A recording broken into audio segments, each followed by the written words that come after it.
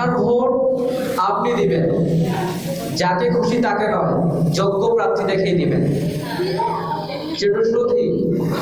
আজকে যে বিষয়টি নিয়ে এখানে দাঁড়িয়েছি, যে আগামী ত্রয়োদশ জাতীয় সংসদ নির্বাচনে বরেন্দ্র পার্টি থেকে আমি আপনাদের প্রতিনিধিত্ব হয়ে নির্বাচন করছি।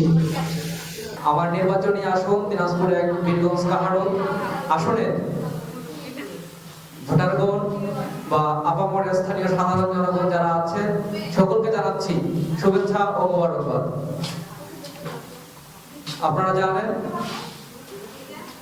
আগামী ত্রয়োদশ জাতীয় সংসদ নির্বাচনকে ঘিরে উৎসবমুখর পরিবেশ চলছে।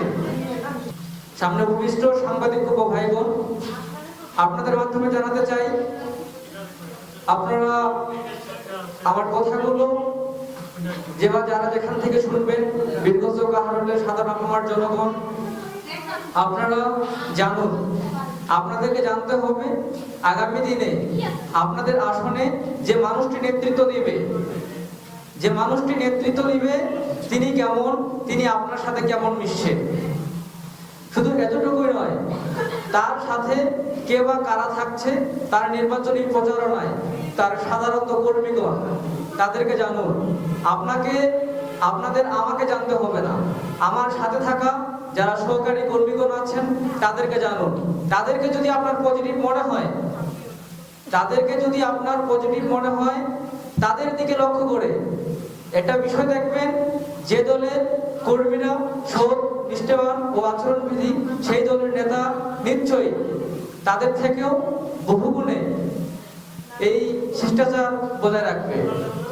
এ বিষয়ে কথা বলতে চাই না, আমি এই আজকের এই সংবাদ সম্মেলন থেকে বলতে চাই যে আমার প্রতিযোগী দল বিএসএল, তাদেরকেও সাধুবাদ জানাই। তারাও সুষ্ঠুভাবে আগামী যে সেই নির্বাচন সম্পূর্ণ করুক এবং তাদেরকে সাথে নিয়ে আগামী যে জাতীয় ত্রয়োদশ সংসদ নির্বাচন, বীরগঞ্জ কাহারোলে একটি সুষ্ঠু নির্বাচন বিনির্মাণে কাজ করব।